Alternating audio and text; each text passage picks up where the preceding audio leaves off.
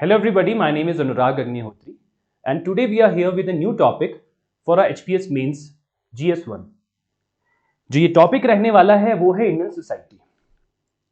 Indian society GS1 का एक बहुत इंपॉर्टेंट टॉपिक इसलिए है बिकॉज अगर आप इसको PYQs को अगर आप देखें तो ऑन एन एवरेज आपको करीबन 40 मार्क्स के आसपास यहाँ से स्कोर कर सकते हैं आप।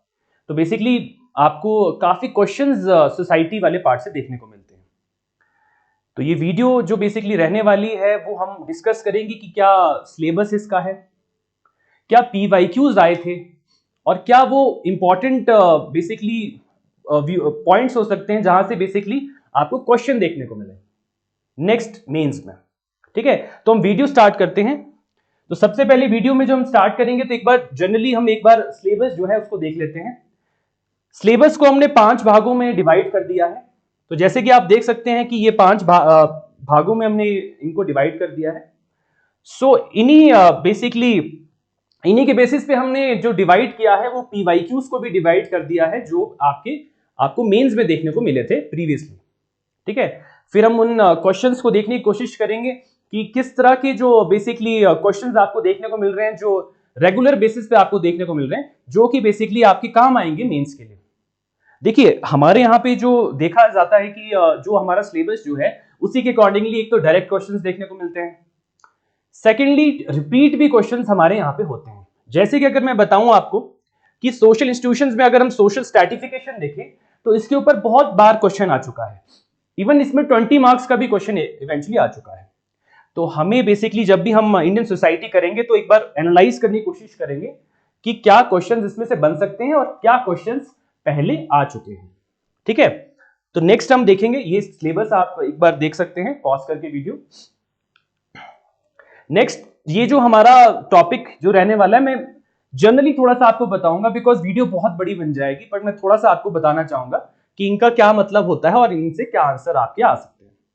तो यूनिटी एंड डाइवर्सिटी की अगर मैं बात कर लूं तो इससे रिलेटेड बार बार आपको क्वेश्चन देखने को मिले, जैसे कि देखिए ये क्वेश्चन जो है 4 मार्क्स में आया है और इवेंचुअली 20 मार्क्स में भी आपको यूनिटी एंड डाइवर्सिटी से बार बार क्वेश्चन देखने को मिल रहा है। तो थोड़ा सा आइडिया लेने की कोशिश करेंगे कि क्या है यूनिटी एंड डाइवर्सिटी। ठीक है, यूनिटी एंड डाइवर्सिटी जैसे कि आप समझते हैं, पहली बात तो यूनिटी की अगर हम बात कर लें, यूनिटी का मतलब तो हमें सिंपली पता ही है कि नेशनल इंटीग्रेशन या फिर इंटीग्रेशन जो हमें, या फिर सोशल कोहेसिवनेस अगर हम बात करें, मेल जोल के साथ रहना, तो उसका मतलब होता है यूनिटी। तो यहां पे दूसरा वर्ड जो आपको बार बार देखने को मिलेगा वो है डाइवर्सिटी। डाइवर्सिटी उसी से कंफ्यूज करने की कोशिश की जाती है कि डाइवर्सिटी क्या है। तो आज अगर आपको मैं बताऊं कि बेसिकली डाइवर्सिटी का अगर आपको मतलब समझ आ जाए तो आप इन तरह के क्वेश्चंस को करने में सक्षम होंगे। तो डाइवर्सिटी क्या है? देखिए, डाइवर्सिटी जो है वो इनइक्वालिटी नहीं है। इनइक्वालिटी की यहां बात नहीं हो रही है, यहां बात सिर्फ डिफरेंसेस की हो रही है। जो हमारे बीच में डिफरेंसेस हमें देखने को मिलते हैं उसके बारे में यहां बात हो रही है डाइवर्सिटी के थ्रू, एंड नॉट इनइक्वालिटीज। वो डाइवर्सिटी क्या हो सकती है? अगर हम डाइवर्सिटी की बात करें तो वो डाइवर्सिटीज क्या हो सकती हैं? वो डाइवर्सिटी हो सकती है, जैसे आपने देखा है हमारे यहां बहुत सारी लैंग्वेजेस हैं, यानी मल्टीलिंगुअल, यानी लैंग्वेज के बेसिस पे बेसिकली अगर हम देखें तो लैंग्वेज के बेसिस पे अगर हम देखें बेसिकली तो आपको चीजें देखने को मिल सकती है, जैसे मल्टीलिंगुअल, अब हम बोलते हैं इसको मल्टीलिंगुअल। उसी तरह हमारे यहां पे रिलीजन बहुत सारे हैं, तो मल्टी रिलीजन हो गया। उसी तरह से यहां पे आपके हम देखें तो रेसेस बहुत सारी हैं, तो मल्टी रेस हो गया। तो मल्टी वर्ड लगा के आप इन चीजों को कवर अप कर सकते हो। उसी तरह से मल्टी एथनिसिटी यहां पे आपको देखने को मिलेगा। ठीक है, सबसे इंपॉर्टेंट चीज जो मैं आपको यहां पे क्लियर करना चाहूंगा इसी के साथ, रेस और एथनिसिटी। रेस और एथनिसिटी में मैंने देखा है बहुत सारे लोग कंफ्यूज होते हैं और उसको कई बार यूज कर लेते हैं एक दूसरे के लिए, पर इवेंचुअली मैं अगर आपको रेस का मतलब अगर आपको बताऊं और एथनिसिटी का सिंपली अगर मैं आपको बताऊं, तो रेस वर्ड जब यूज होता है तो उसका मतलब जो होता है वो क्या होता है? आपके फिजिकल कैरेक्टरिस्टिक्स, यानी कि किस तरह से आप दिखते हैं, बेसिकली जो आपके स्किन कलर कैसा है या फिर आपके बालों कलर क्या है, तो ये फिजिकल कैरेक्टरिस्टिक्स होते हैं जो आपको रेस आपकी उस पर डिफाइन होती है। रेस अगर हम बोलें तो जैसे आपने देखा होगा मंगोलियन फीचर्स के लोग जैसे होते हैं, या फिर नॉर्डिक लोग होते हैं, या फिर नेग्रीटो, ये होती हैं रेसेस, या मेडिटेरियन प्रोटोएस्ट्रोलाइट्स, तो आपने ये देखा भी होगा एचपीजी के में, तो ये होता है रेस। तो ये एक फिजिकल कॉन्सेप्ट होता है, फिजिकल कैरेक्टरिस्टिक्स के ऊपर बेसिस होता है। तभी आपने आए दिन देखा होगा कि हम यूज करते हैं और जैसे रंग भेद करते हैं तो वो एक रेसिस्ट रिमार्क होता है, ठीक है, वो एक रेसिस्ट रिमार्क होता है। At the same time ethnic क्या होता है, एथनिसिटी क्या होता है, ये एक कल्चरल कॉन्सेप्ट होता है। कल्चरल कॉन्सेप्ट यानी कि कल्चर जो है व्यक्ति का, और at the same time geographically भी आप इसको देख सकते हैं, तो ये डिफरेंट होता है। इसी वजह से हमने ज्यादातर, अगर आपने देखा हो तो हम यूज करते हैं एथनिक ट्राइब वर्ड बहुत बार, क्योंकि ट्राइब जो आपने देखा होगा, हम हिमाचल में भी पढ़ते हैं और अदरवाइज भी हमने देखा है, पीवीटीजीस के बारे में भी आपको पता होगा। तो ट्राइब्स का अपना क्या होता है, एक कल्चर होता है, एक लोकेशन होता है ज्योग्राफिकली। जैसे हम बात करते हैं स्वांगलास कहां रहते हैं, तो स्वांगलास कहां रहते हैं, पटन वैली में रहते हैं, ठीक है। तो उसी तरह से इनकी एक लोकेलिटी होती है, इनकी कुछ ड्रेसेस होती हैं, इनके कुछ कस्टम्स होते हैं, जैसे कि marriage customs, divorce customs, birth customs, ठीक है, डेथ कस्टम्स। तो वो चीजें जो हैं वो इनको एक एथनिक ट्राइब बनाती है। तो एथनिसिटी जो होता है या एथनिक वर्ड जो हम यूज करते हैं वो एक कल्चरल कॉन्सेप्ट है, राइट। नेक्स्ट हम जो देखने वाले हैं, तो देखिए यूनिटी एंड डाइवर्सिटी से आपको क्वेश्चन देखने को मिला, उसके बारे में आप पूरा डिफाइन कर सकते हैं, पर आपने ये क्वेश्चन जो बेसिकली देखा, यहां पे एक और चीज है salient features of Indian society, इसके ऊपर क्वेश्चन नहीं आया है। तो यही हमारा जो नेक्स्ट चीज हो सकती है कि क्वेश्चन बेसिकली कहां से बन सकता है, तो वो क्या हो सकता है, वो सेलियंट फीचर्स पे क्वेश्चन आ सकता है। आपको सेलियंट फीचर्स पे क्वेश्चन आ सकता है। देखिए पहली बात तो कि सेलियंट फीचर्स क्या हैं, जैसे कि हमने देखा सबसे इंपॉर्टेंट फीचर तो होता है जैसे कि हमारी रूरल इकोनॉमी है, रूरल बेसिकली रूरल जगह पे, रूरल या फिर एग्रेरियन इकोनॉमी है हमारी मोस्टली। और जैसे कि हिमाचल की अगर हम बात करें तो 89.96 पॉपुलेशन जो हमारी है, परसेंट पॉपुलेशन जो है वो कहां रहती है, रूरल एरिया में, ठीक है। अभी भी बहुत सारी पॉपुलेशन जो आपने देखा होगा, आपने इकोनॉमिक सर्वे में पढ़ते हैं कि 57% के आसपास जो पॉपुलेशन है वो किसमें है जुड़ी हुई, प्राइमरी सेक्टर में। हालांकि उससे करीबन 13% के आसपास जीडीपी में अगर आप देखें उसका शेयर है, ठीक है। तो ये कुछ सेलियंट फीचर्स में आगे चीजें। और उसके बाद आप ये भी लिख सकते हो कि हमारे यहाँ पे वही सेम चीजें कि रेस जो है बहुत सारी है, मल्टी रेस है, ठीक है, रेशियल डाइवर्सिटी आपको देखने को मिलती है, कल्चरल डाइवर्सिटी आपको देखने को मिलती है, लिंग्विस्टिक बेसिस पे डाइवर्सिटी देखने को मिलती है। लिंग्विस्टिक यानी कि लैंग्वेज की बेसिस पे 1500 से करीबन ज्यादा हमारी लैंग्वेजेस हैं।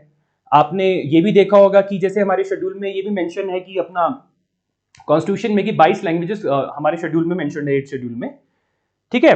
तो ये कुछ चीजें आपको सेलियंट फीचर्स में बहुत सारे पॉइंट्स देखने को मिल सकते हैं, और ये ठीक है, ये मैं जनरल आइडिया दे रहा हूं, नहीं तो बहुत बड़ी वीडियो बन जाएगी आपके लिए।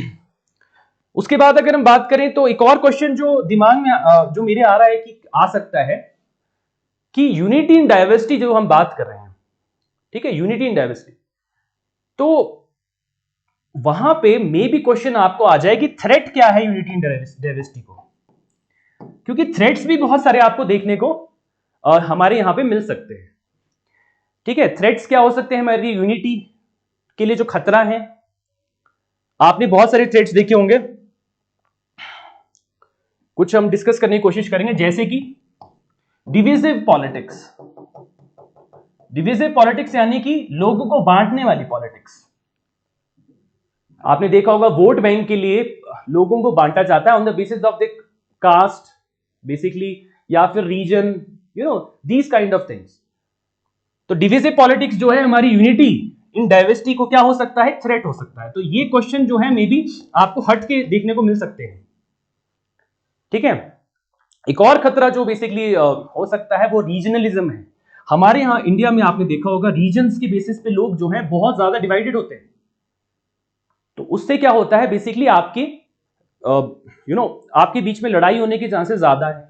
जैसे कि रीजनलिज्म में अगर हम बात करें, रीजनलिज्म के साथ एक और चीज आप जोड़ सकते हैं, एक और पॉइंट, इंटर स्टेट कॉन्फ्लिक्ट्स भी हमारे यहां पे आपको देखने को मिलते हैं।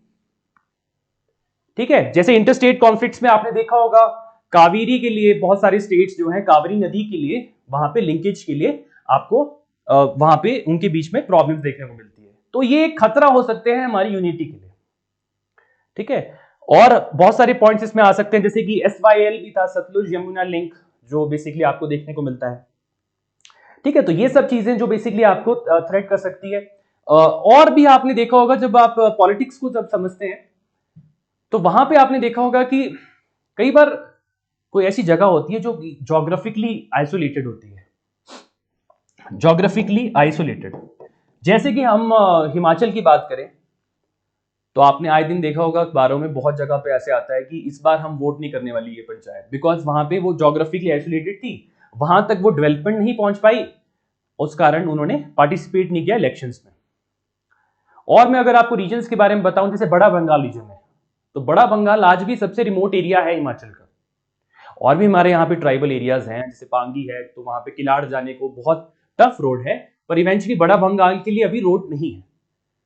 ठीक है, तो उस तरह की चीजें। एट द सेम टाइम एक और आपको मैं अगर पॉइंट बोलूं तो एक डेवलपमेंट इम्बैलेंस भी एक रीजन होता है जिससे हमारे यहाँ पे प्रॉब्लम देखने को मिलती है। डेवलपमेंट इम्बैलेंस, अगर आपको मैं एग्जांपल दूं, जैसे नॉर्थ ईस्ट इंडिया था पहले। ठीक है, नॉर्थ ईस्ट इंडिया के लिए एक नई मिनिस्ट्री बनाई गई recently after the Modi government, and उससे पहले क्या था, नॉर्थ ईस्ट को हम एक अलग ही एक हिस्सा मानते थे, 7 सिस्टर स्टेट्स बोल दिया करते थे, एक एक स्टेट का भी कई बार लोगों को नाम नहीं पता था। ठीक है, तो होता क्या है कि जो बाहरी फोर्सेस होती हैं, आउटर फोर्सेस होती हैं, तो जैसे कि अरुणाचल प्रदेश जो है वो चाइना जो है वो बोलता है अरुणाचल प्रदेश जो है वो हमारा एरिया है, तो वहां पे वो फंड भी करते हैं, किस लिए, माओइस्ट एक्टिविटीज के लिए, माओवादी एक्टिविटीज के लिए। तो हो क्या सकता है, इससे सेपरेटिस्ट डिमांड्स ज्यादा देखने को मिलती है, और separatist demands at the same time regionalism में भी आपको देखने को मिलती है, जैसे आंध्र प्रदेश और तेलंगाना अलग। ठीक है, जैसे कि और भी बहुत सारे रीजंस रह सकते हैं जो कि हमारी यूनिटी इन डाइवर्सिटी को खतरा पहुंचा सकते हैं। तो ये क्वेश्चन जो है मे बी आपको देखने को मिला है। ठीक है, तो अब हम नेक्स्ट डिस्कस करेंगे।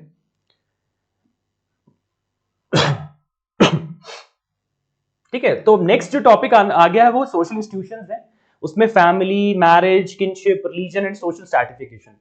This is very important. यहां से बहुत सारे क्वेश्चन आपको देखने को मिले, और जैसे कि हम देख ही लेते हैं एक बार।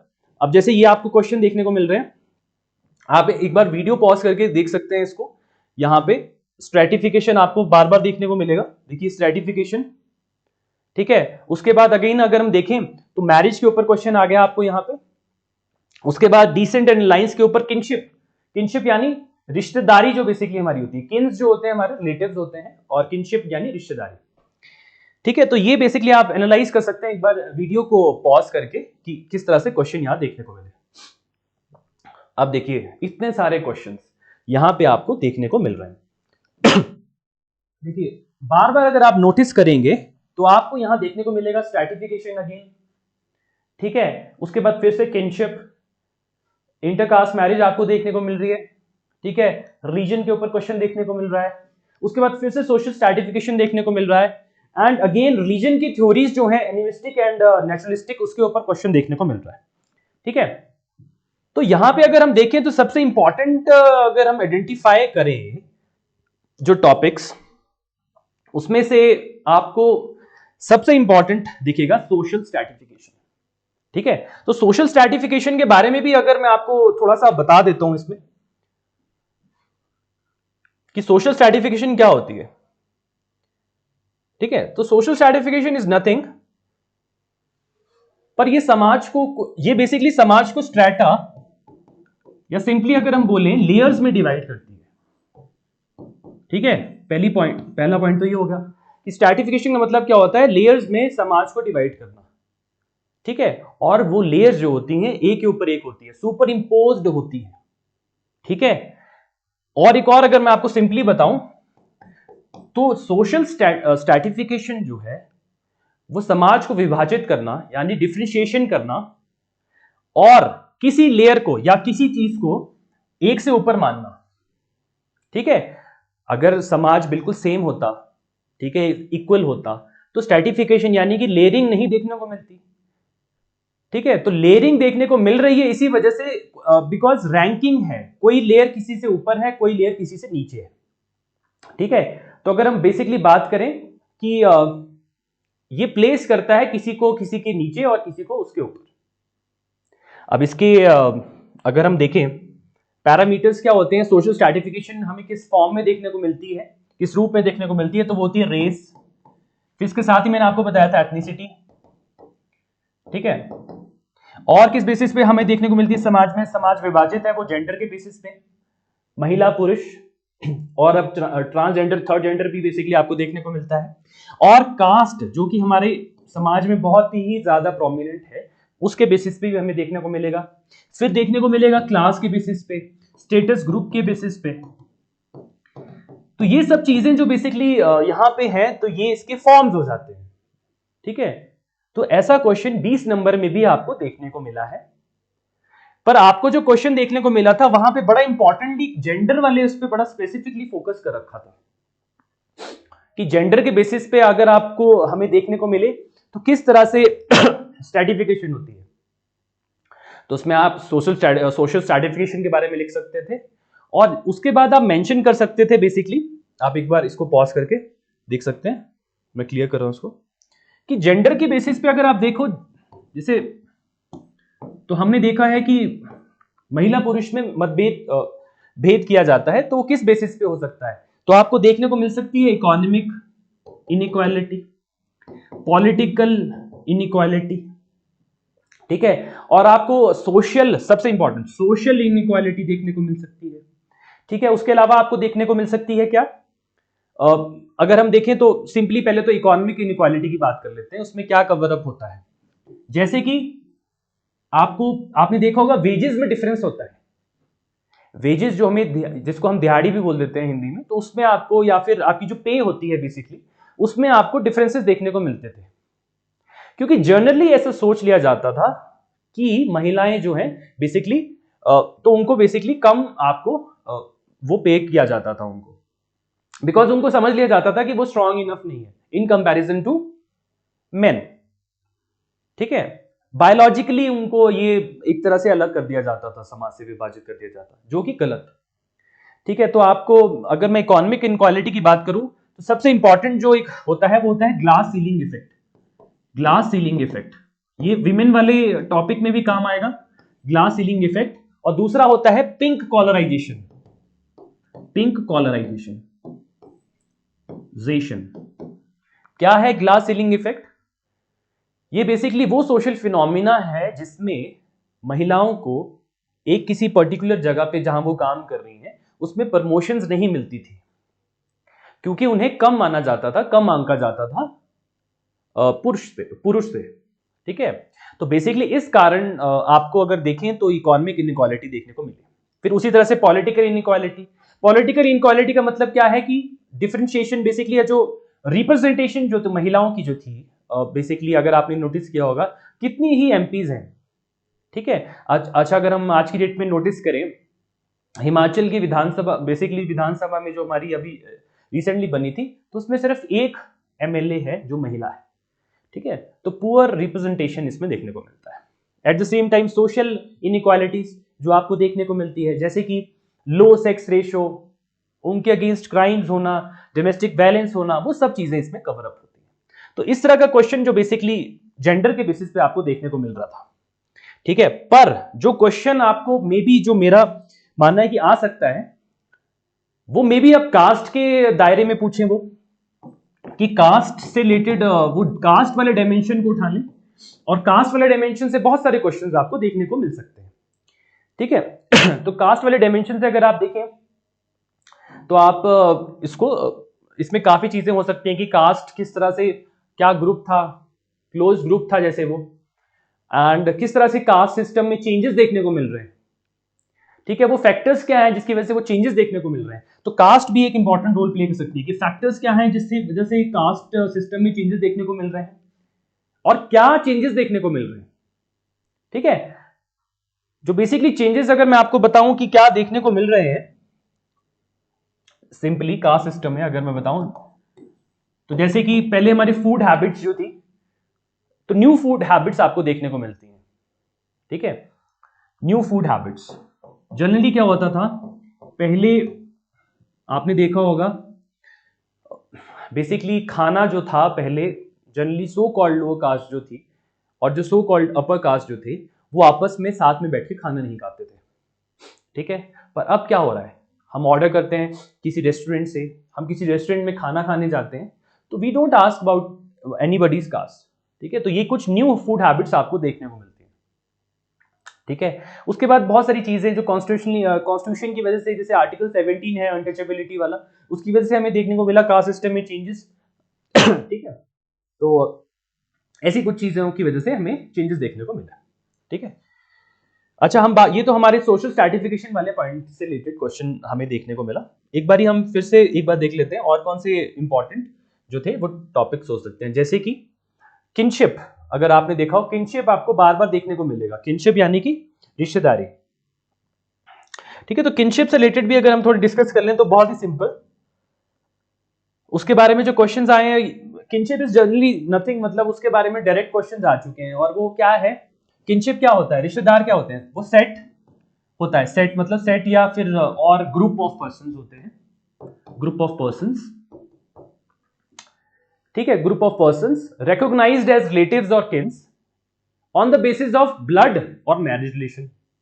यानी कि किनशिप जो होती है वो दो तरह से होती है, ब्लड या फिर किस तरह से, अपना मैरिज रिलेशन से। इसी के फिर ये फॉर्म्स पूछ लेते हैं, ये दो फॉर्म्स हो गए इसके। तो इसके लिए जो बेसिकली ये वर्ड यूज करते हैं वो क्या होता है, पहले मैं आपको मैरिज वाला बता देता हूं, वो बहुत आसान होता है। तो जैसे मैरिज में आपने देखा होगा, बेसिकली आपकी शादी होगी तो आपने देखा होगा अफेक्शन वर्ड बहुत यूज होता है, अफेक्शन। तो अफेक्शन वर्ड से ही आपको देखने को मिलेगा एफिनल।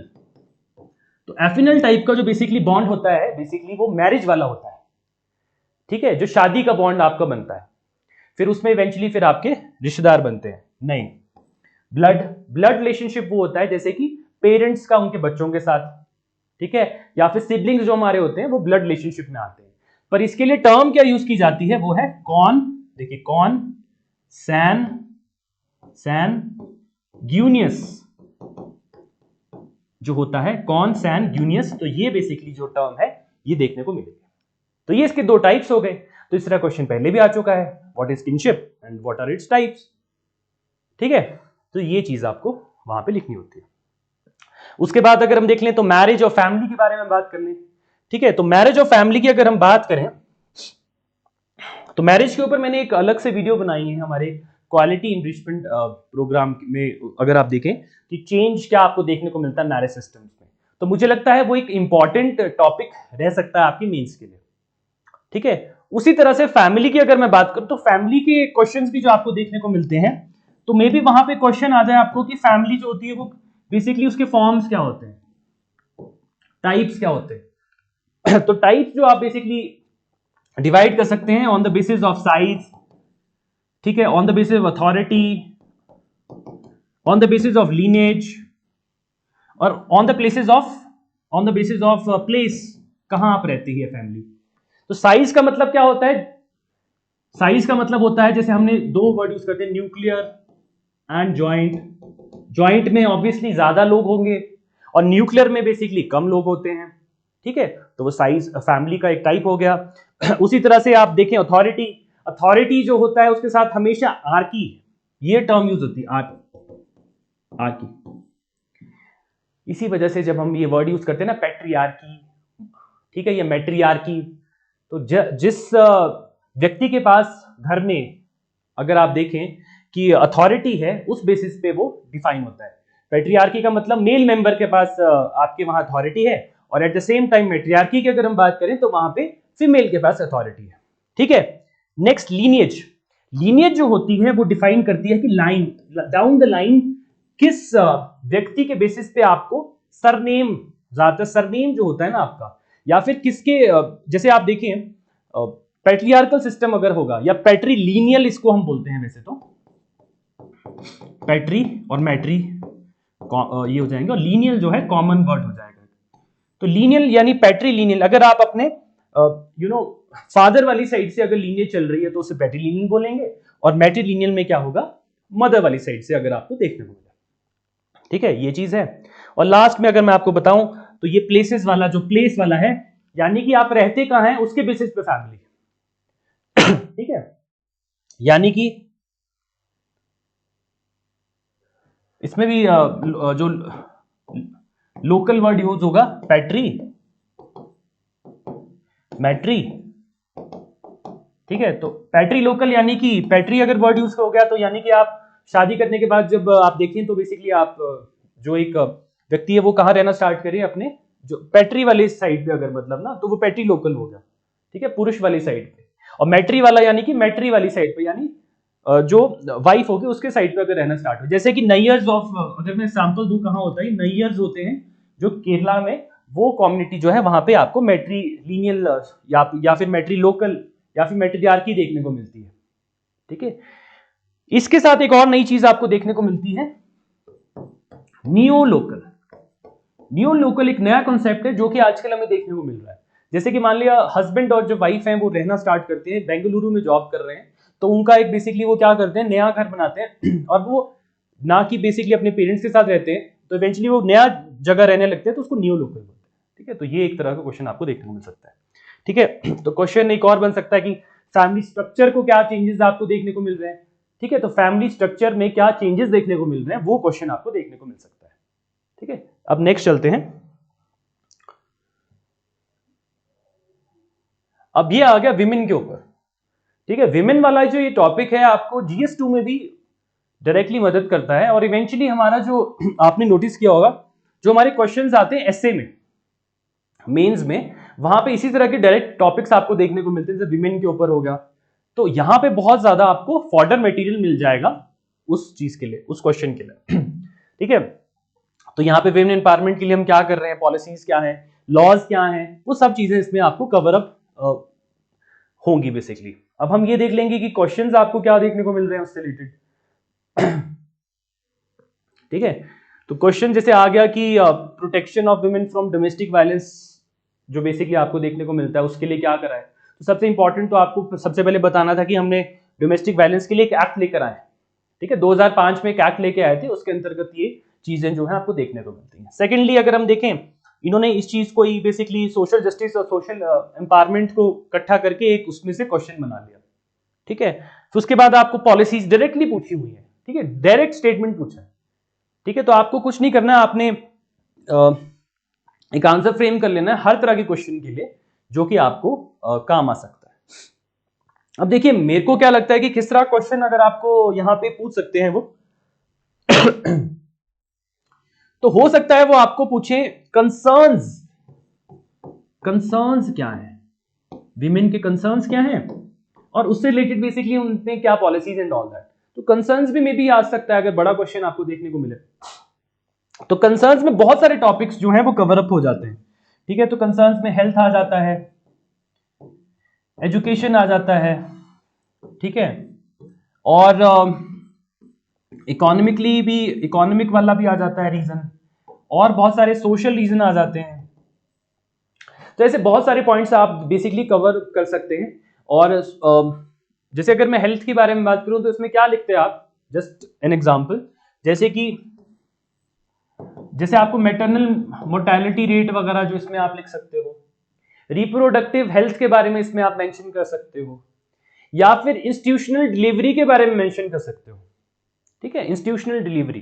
ठीक है, उसके बाद अगर हम देखें तो एनीमिया के बारे में बात कर सकते हैं। जैसे आपने देखा होगा एनीमिया से रिलेटेड बहुत बिग आपको एक प्रॉब्लम देखने को मिलती है। ठीक है, वो चीज हो गई। अच्छा, एजुकेशन से रिलेटेड अगर हम बात करें, सबसे इंपॉर्टेंट आपने देखा होगा जब भी हम लिटरेसी के बारे में बात करते हैं तो आप देखते हो कि एक गैप है, एक लिटरेसी गैप है पुरुषों और महिलाओं में, तो उसे क्या बोलेंगे, एक लिटरेसी गैप। ठीक है, एक तो लिटरेसी गैप हो गया। फिर आपने देखा होगा GER, ग्रॉस एनरोलमेंट रेशो। तो रेशो भी बेसिकली अगर आप देखें तो एक एसर करके बेसिकली एक ऑर्गेनाइजेशन NGO वो निकालती है अपनी रिपोर्ट ASER तो वो बताती है कि किस तरह से GER है हमारा, और इकोनॉमिक सर्वे में भी एजुकेशन वाले चैप्टर में आपको ये देखने को मिल सकता है। ठीक है, उसके बाद अगर हम देखें, ड्रॉप आउट्स बहुत होती हैं, ठीक है, क्योंकि जल्दी शादी करा दी जाएगी तो ड्रॉप आउट्स हो गई, ठीक है, उस तरह से। फिर अगर हम देखें तो एक और चीज, सोशल प्रेशर बहुत होता है, सामाजिक प्रेशर बहुत देखने को मिलता है। लड़कियों को पढ़ाई पूरी नहीं करने दी जाती है, या फिर उनको अपने मन की करने नहीं दी जाती, यानी कि उनको करना है कुछ और चीज, पर समाज की जो बेसिकली हमारे किन्स होते हैं, जो रिश्तेदार हो रहे हैं, या फिर आपके खुद के फैमिली मेंबर्स जो हैं, वो फोर्स करते हैं कि आपको ये पर्टिकुलर कोर्स करना चाहिए, ठीक है, ये कोर्स करना चाहिए, इसमें ज्यादा स्कोप है, ठीक है। जैसे मान लिया जनरली हमारे यहाँ हिमाचल में अगर हम बात करें तो ये कह दिया जाता है कि इसे जेबीटी या फिर बीएड करा दी जाए, ठीक है, या फिर आपको नर्सिंग वाला कोर्स करा दिया जाए। यही तीन चीजें जो होती हैं बेसिकली वो कवर अप होती हैं पिंक कॉलराइजेशन में, ठीक है। पिंक कॉलराइजेशन में जब हम ये समझ लेते हैं कि महिलाएं इन्हीं पर्टिकुलर जॉब्स के लिए सही है या फिर वहां पे सेफ है, ठीक है। अगर हम बात करें फिर मैरिज का प्रेशर आपको देखने को मिलता है, ठीक है। उसके बाद अगर हम बात करें जेंडर पे गैप की, जेंडर पे गैप जैसे मैंने आपको पहले भी बताया था कि महिला और पुरुषों की जो सैलरी होती है उसमें डिफरेंसेस, बिकॉज ये मान लेना कि जो महिलाएं होती हैं वो क्या होती हैं, कमजोर होती हैं। ये ऐसे जनरल एक प्रवृत्ति थी, अब चीजें धीरे धीरे चेंज हो रही है, ठीक है। उसके बाद अगर आप देखें तो क्राइम्स या सोशल लेवल्स, अगर हम बात करें क्राइम्स, तो क्राइम्स बहुत देखने को मिल रहे थे, जैसे कि हमने बात की डाउरी वाला, सबसे इंपॉर्टेंट फीमेल फिटिसाइड वाला, फीमेल इन्फेंटिसाइड वाला, ठीक है, इस तरह के क्राइम्स, ठीक है। घरेलू हिंसा जो आपको देखने को मिलती है, डाउरी आपको देखने को मिलती है।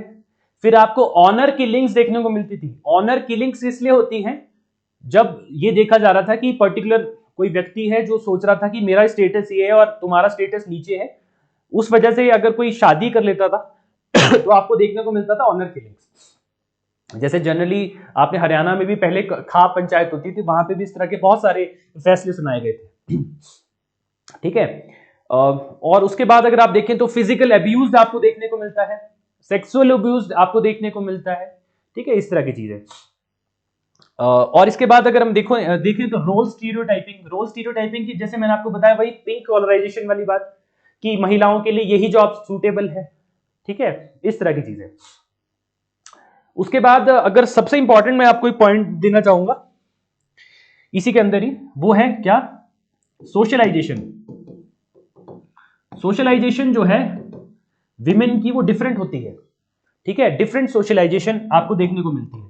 डिफरेंट सोशलाइजेशन क्यों देखने को मिलती है, बिकॉज ये माना जाता है कि जो महिला होती है या जो एक फीमेल होती है उससे ये एक्सपेक्ट किया जाता है कि वो कुछ पर्टिकुलरली, जैसे समाज में वो कैसा करे, एक एक्सपेक्टेशंस होती हैं उससे। एक्सपेक्टेशंस अगर हम देखें कि वो क्वाइट रहे, आपने नॉर्मली देखा होगा कि कोई ज्यादा उनको बोला जाता है कि आप शांति से रहो, लड़कों को उतना वो नहीं करा जा रहा था, बिकॉज हमारी पेट्रियार्कल सोसाइटी थी मेनली, कि आपको क्वाइट रहना है, आपको इस तरह से बात करनी है, आपको इस लहजे में बात करनी है, ठीक है, या फिर आपको इस तरह से बिहेव करना है सर्टेन मैनर में।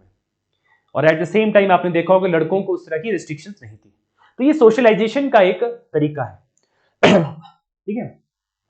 और उसके बाद आप कंसर्न्स में एक और चीज लिख सकते हैं, वही पॉलिटिकल रिप्रेजेंटेशन। पॉलिटिकल रिप्रेजेंटेशन यानी महिलाओं को जो बेसिकली, जैसे मैंने आपको एग्जांपल भी दिया था कि आज हिमाचल में अगर हम देखें तो सिर्फ एक महिला एमएलए है, ठीक है, पछाद से, ठीक है, पछाद कॉन्स्टिट्यूंसी से, तो वो उनको रिप्रेजेंटेशन जो है प्रॉपर नहीं मिल रही, ठीक है। तो ये चीज थी। तो इस तरह के क्वेश्चन जो आपको देखने को मिल सकते हैं विमेन वाले टॉपिक से। नेक्स्ट टॉपिक जो आ गया है वो है child rights and right to education, ठीक है। तो अगर आप एक बार पॉज करके देखिए तो फीचर्स यहां डायरेक्टली पूछ लिए हैं राइट टू एजुकेशन एक्ट के, ठीक है। उसके बाद यहां पे फिर से चाइल्ड राइट्स के बारे में पूछ लिया है, और उसके बाद यहां पे फिर से राइट टू एजुकेशन के बारे में आपको देखने को मिल रहा है। एंड उसमें थोड़ा स्पेसिफिकली ये एक नई चीज ऐड कर दी, शेड्यूल कास्ट के जो बेसिकली बच्चों के लिए क्या प्रोविजंस है। तो इस तरह के क्वेश्चन अगर आपको देखने को मिले, ठीक है, तो पहले तो आप क्या करेंगे इसमें, तो पहले देखिए जो चाइल्ड राइट्स है उसके बारे में आपको ये बताना चाहिए कि सबसे पहले तो डेफिनेशन क्या है चाइल्ड राइट्स की। तो ये कहा जाता है कि any human below the age of 18 years अगर हम बात करें तो इंटरनेशनल लॉ के हिसाब से वो एक चाइल्ड है, ठीक है। तो एक तो ये डेफिनेशन हो गई। उसके बाद राइट टू एजुकेशन सिंपली आपको बताना है, ठीक है। 86 अमेंडमेंट से जो 2002 का अमेंडमेंट था, 86 2002 उसके साथ लगा है, बट 2009 में जो आपको देखने को मिला था उसके बेसिस पे जो फीचर्स हैं आपको उसमें मेंशन करने थे, ठीक है, ये चीज। और इनके प्रोविजंस इनके लिए क्या होते हैं, तो इनके प्रोविजन जो बेसिकली आपको देखने को मिलते हैं, जैसे जो आपको कॉन्स्टिट्यूशन में देखने को मिलते हैं, जो फंडामेंटल राइट्स में आपको स्पेसिफिकली देखने को मिलते हैं, ठीक है। जैसे आर्टिकल 23 है चाइल्ड ट्रैफिकिंग के बारे में, उस तरह के एक राइट टू इक्वालिटी आर्टिकल 14, तो ये चीजें जो है बेसिकली आप लिख सकते हो कॉन्स्टिट्यूशनल प्रोविजंस में, ठीक है। उसके बाद लेजिस्लेशंस आपको देखने को मिलती है बच्चों से रिलेटेड, तो वो सबसे इंपॉर्टेंट है, ठीक है। तो सबसे इंपॉर्टेंट जो आपको अगर मैं बताऊं तो पॉक्सो जो एक्ट है 2012 का, पॉक्सो यानी कि protection of children from sexual offences. देखिए पॉक्सो एक्ट जो है 2012 का, ये इसलिए मैं आपको स्पेसिफिकली बता रहा हूं बिकॉज हिमाचल में सबसे ज्यादा केसेस जो अगर आपको देखने को मिलेंगे कोर्ट में, जो चाइल्ड बेसिकली या क्राइम के हैं, वो पॉक्सो के आ रहे हैं, ठीक है। तो आपको इसके बारे में उसका एक्ट का भी पता होना चाहिए बिकॉज प्री में भी आपको देखने को मिल सकता है, ठीक है। उसके बाद डिफरेंट डिफरेंट पॉलिसीज आपको देखने को मिलती हैं, जैसे कि बेसिकली चाइल्ड लेबर से रिलेटेड, ठीक है, चाइल्ड एजुकेशन से रिलेटेड, ठीक है। और डिफरेंट प्रोग्राम जैसे आईसीडीएस आपको प्रोग्राम देखने को मिला, ठीक है, मिड डे मील स्कीम देखने को मिला, सर्व शिक्षा अभियान देखने को मिला। तो ये सब चीजें जो आपको देखने को मिलती है कुछ पॉलिसीज है, ठीक है। नेशनल रूरल हेल्थ मिशन, और फिर आपने देखा होगा क्रच जो होता है जहां पे बच्चे जो होते हैं वो प्ले स्कूल जैसा होता है जहां पे वर्किंग पेरेंट्स जो होते हैं उनके लिए क्योंकि वहां पे क्रच की सुविधा की जाती है बिकॉज वो अपने बच्चों का ख्याल नहीं रख सकते हैं। तो ऐसे भी प्रोविजंस हैं कि जहां पे महिलाएं बहुत ज्यादा होती हैं ऑफिस में, उनका नंबर ज्यादा है उस पर्टिकुलर ऑफिस में, तो वहां पे भी क्रच है उसको स्थापित करने का प्रोविजन है, ठीक है। तो ये चीज है, ये 2000 बेसिकली आपको 6 में देखने को मिला था। उसी के साथ अगर हम राइट टू एजुकेशन की बात करें तो वो आर्टिकल 21 नहीं आपको पता ही होगा, 86 अमेंडमेंट 2002 जो कि बेसिकली एनफोर्स होता है 2009 में। तो ये सब चीजें बेसिकली वो पास होता है 2009 में और एनफोर्स होता है 2010 में, ठीक है। उसके प्रोविजंस हैं, तो जैसे कि यहाँ पर्टिकुलरली क्वेश्चन में मेंशन था कि शेड्यूल कास्ट जो उनके बच्चे उनके लिए क्या प्रोविजंस हैं, तो वहां पे एक बड़ा स्पेसिफिक प्रोविजन आपको देखने को मिलता है कि 25% जो सीट्स होती हैं वो रिजर्व्ड होती हैं वल्नरेबल सेक्शंस के लिए, ठीक है। यानी कि सोशली और इकोनॉमिकली बैकवर्ड जो समाज में सेक्शंस हैं उनके लिए वहां पे आपको ये प्रोविजन देखने को मिलते हैं। और बहुत सारी चीजें आपको देखने को मिलेंगी कि बेसिकली क्वालिफाइड टीचर्स होने चाहिए, ठीक है। और आपको देखने को मिलेगा कि मेंटल हरासमेंट नहीं होना चाहिए। जैसे पहले आपने देखा था कि नॉर्मली स्कूल में बहुत पिटाई वगैरह मारा भी करते थे, जो कि अब नहीं आपको देखने को मिलता है इवेंचुअली, ठीक है। और इनका ये भी प्रोविजन है कि कैसे मतलब क्रॉस एनरोलमेंट रेशियो बढ़ाई जाए, ठीक है। तो ये सब क्वेश्चन आपको देखने को मिल सकते हैं। बट जो क्वेश्चन में भी जो आपको देखने को मिले कि क्या क्वेश्चन आ सकता है कि राइट टू एजुकेशन से, मे बी ये क्वेश्चन देखने को मिले कि राइट टू एजुकेशन क्या सक्सेसफुल हुआ। जैसे हमने यहां बात की ग्रॉस एनरोलमेंट रेशियो की, तो मान लिया हमने वहां पे ग्रॉस एनरोलमेंट तो बढ़ा दी, पर आजकल आपने देखा होगा कि जब रिपोर्ट आती है, जैसे एसर की रिपोर्ट आती है, एसईआर जो उनका एनजीओ जो है, उन्होंने जब रिपोर्ट निकाली तो ये पाया कि मान लिया जैसे 5वीं कक्षा के बच्चे हैं वो अपना ढंग से नाम भी नहीं लिख पा रहे इंग्लिश में। तो आपने जनरली नोटिस किया होगा ये चीजें भी आपको देखने को मिल रही हैं, ठीक है। तो उसके बाद अगर हम देखें तो नेक्स्ट टॉपिक जो हमारा है वो क्या है, rights of differently abled persons. Differently abled पहले जो था जो दिव्यांगजन और डिसेबल्ड वर्ड बहुत यूज किया जाता, डिसेबल्ड, तो डिसेबल्ड वर्ड हम वर्ड यूज नहीं करते, हम डिफरेंटली एबल्ड वर्ड यूज करते हैं, ठीक है। तो डिफरेंटली एबल्ड जो लोग होते हैं बेसिकली उनसे रिलेटेड जो अभी क्वेश्चन जो आपको यहाँ पे जो हमें देखने को मिला है वो क्या है कि राइट्स जो कैसे प्रोटेक्ट कर रहे हैं या फिर उनको इंप्रूव करने का क्या बेसिकली है, क्या लीगल प्रोविजंस आपको देखने को मिलते हैं। जैसे लीगल प्रोविजंस में जैसे आपको पता होगा पहले एक एक्ट आता था, ठीक है, पीडब्ल्यूडी 1995 का एक्ट था, ठीक है। तो उसको बेसिकली चेंज करके इन्होंने एक नया एक्ट जो लेकर आया था, basically person with disabilities act था वो, उसको उन्होंने चेंज कर दिया था बेसिकली 2016 में, ठीक है, कि right of person for disabilities 2016 act. उसके अंदर बहुत सारे फीचर्स आपको देखने को मिले, जैसे कि अब जॉब्स में, एम्प्लॉयमेंट में पहले 3% जो होता था रिजर्वेशन होता था, 3% रिजर्वेशन आपको देखने को मिलता था जॉब्स में, ठीक है। तो 3% रिजर्वेशन आपको देखने को मिलता, जिसको 4% बेसिकली कर दी गई, ठीक है। तो ये सब कुछ चीजें जो हायर इंस्टीट्यूशंस थे, जो जब आप पढ़ने जाते हो बेसिकली, वहां पे भी इनका जो इनको एक बेसिकली कर दिया गया चेंज, और 3 से 5% इनको कर दिया गया था हायर इंस्टीट्यूशंस में, ताकि वो दाखिला लें और बेसिकली पढ़ें। अच्छा, एक बहुत इंपॉर्टेंट अगर मैं आपको फैक्ट बताऊं तो अगर जो हमारा 2011 का सेंसस है उसके अकॉर्डिंग अगर मैं आपको बताऊं तो करीबन 2.21% जो है पॉपुलेशन, जो है टोटल पॉपुलेशन जो है हमारी, उसमें से जो लोग हैं वो डिफरेंटली एबल्ड पर्सन है, ठीक है। तो काफी बड़ा हिस्सा जो है वो डिफरेंटली एबल्ड का है अकॉर्डिंग टू 2011 सेंसस। अब क्या इससे क्वेश्चन आपको देखने को मिल सकते हैं? देखिए, क्वेश्चन जो आपको देखने को मिल सकते हैं, इनकी कंसर्न्स जो बेसिकली समाज में हैं उनसे रिलेटेड आपको क्वेश्चन देखने को मिल सकते हैं या फिर इनसे रिलेटेड जो, जैसे एक पॉलिसी जो गवर्नमेंट लेकर आई थी वो थी accessible India campaign. Accessible India campaign, उसमें क्या होता था, जैसे आपके जो ऑफिसेज हैं, गवर्नमेंट ऑफिसेज हैं या फिर कोई भी ऐसी इंपॉर्टेंट जगह है, आपने देखा होगा वहां रैंप्स बने होते हैं। रैंप्स यानी कि इस तरह से कि बेसिकली कोई जो डिफरेंटली एबल्ड व्यक्ति है वो कोई व्हील चेयर वगैरह से वहां जा सके।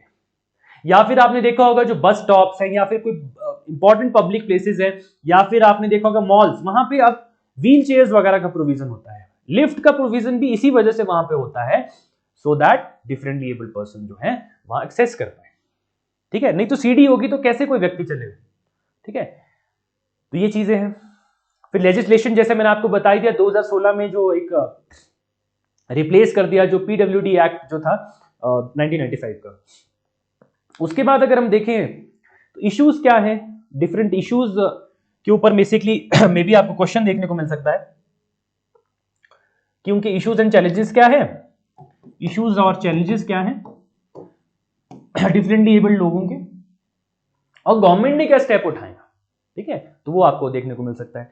इश्यूज में आप लिख सकते थे, हेल्थ के बारे में लिख सकते हो। देखो, हेल्थ में आप लिख सकते थे कि हेल्थ इंफ्रास्ट्रक्चर नहीं है रूरल एरियाज में उस तरह से, कि गवर्नमेंट ट्राई तो कर रही है बिकॉज, बट हमारी कंट्री बहुत बड़ी और पॉपुलेशन बहुत ज्यादा है, तो रूरल और जोग्राफिकल आइसोलेशन भी हो सकती है, जोग्राफिकल एरिया भी, कोई टेरेन भी टफ हो सकता है तो वहां पे बेसिकली आपको क्या है, हेल्थ में आप उसमें मेंशन कर सकते थे, ठीक है। लैक ऑफ फैसिलिटीज, ये जो हेल्थ फैसिलिटीज। एजुकेशन में आपने नोटिस किया होगा कि इंक्लूसिव नहीं है हमारा एजुकेशन सिस्टम, ठीक है। और सबसे इंपॉर्टेंट चीज, कई बार ट्रेन टीचर्स नहीं मिलते, ठीक है। जैसे हमारा भी यहाँ पे जो स्कूल है, आपने देखा होगा ढली में स्कूल है, ठीक है। मान लिया कोई वसुंधरा नगर में भी इस तरह का स्कूल है, but the thing is that he बहुत कम नहीं है ये, हिमाचल की अगर हम बात करें तो, ठीक है। तो इंक्लूसिव नहीं है, तो बच्चे क्या करेंगे बेचारे, वो नहीं पढ़ पाएंगे इवेंचुअली, तो इंक्लूसिव एजुकेशन नहीं दे तो दैट मीन्स वो पिछड़ जाएंगे समाज में, ठीक है। उसके बाद एक्सेसिबिलिटी। एक्सेसिबिलिटी का मतलब क्या है, जैसे मैंने आपको बताया था कि जैसे कि हर जगह पे आपको, अब हिमाचल ये तो बहुत टेरेन भी टफ है, और बिल्डिंग्स जो पहले बन चुकी हैं इवेंचुअली, अब नए बिल्डिंग कोड्स के हिसाब से तो एक्सेसिबिलिटी होनी चाहिए, पर वहां पे उनके लिए एक्सेसिबिलिटी नहीं है, ठीक है। ये भी एक उनके लिए रीजन रहेगा, ठीक है। ट्रांसपोर्टेशन में अगर आप देखें, मतलब जैसे नॉर्मली हमें बस में चढ़ना होता है तो कई बार हमारे लिए टफ हो जाता है, ठीक है। तो आप देखिए डिफरेंटली एबल व्यक्ति के लिए कितना टफ होगा ठीक है। नेक्स्ट आ जाएगा बहुत इंपॉर्टेंट, जैसे आपने देखा होगा कि रेड टेपिज्म जो आपको देखने को मिलता है, रेड टेपिज्म जो ब्यूरोक्रेसी में देखने को मिलता है, उसकी वजह से पुअर इंप्लीमेंटेशन भी हो सकती है किसकी, स्कीम्स की। पॉलिसीज और स्कीम्स जो हमने बनाई बहुत अच्छी हो सकती है, पर वो ग्रास रूट्स तक नहीं पहुंचती, ठीक है। तो वो भी कुछ रीजंस हो सकते हैं जिसकी वजह से ये चीजें देखने को मिलेगी, ठीक है। तो ये क्वेश्चन ऐसा बेसिकली इसमें आपको देखने को मिल सकता था, ठीक है। तो this is all about this basically video, और हमने ट्राई करने की कोशिश की कि किस तरह के इसमें आपको क्वेश्चंस जो हैं आपको देखने को बन सकते हैं इसमें। एंड तो ये कुछ हमारी बुक्स भी, इनिशिएटिव्स भी हैं जो कि आप मार्केट में अवेलेबल है। जैसे कि हमारी एक मेंस के लिए स्पेसिफिकली बुक है जिसमें PYQs के सारे क्वेश्चंस हैं, और इवेंचुअली हिंदी से रिलेटेड भी और इंग्लिश से रिलेटेड, और इकोनॉमिक सर्वे तो आपको प्री और मेंस के लिए काम आता है। तो ये कुछ चीज़ें हैं जो आप बेसिकली आपको मदद करेंगे। इसमें पूरा सॉल्व्ड क्वेश्चंस हैं जो PYQ से, जिससे आपको थोड़ी आसानी मिलेगी। ठीक है, so this is all about today. Thank you.